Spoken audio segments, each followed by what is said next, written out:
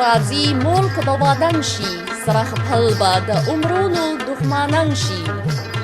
وایي ستوره برازي ملک بوادن شي سره خپل به د عمرونو دښمنان شي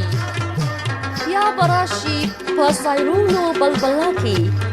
بیا به راشي په سایرونو بلبله کې د لنډیو غږ به پورته د بغوان شي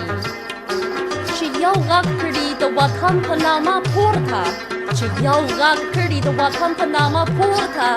زما د وینه تر هغه زلمي قربان شي پر یوه بیرغ به ټول شي ولسونه پر یوه بیرغ به ټول شي ولسونه چې راځي راڅخه روح د خوشحال خان شي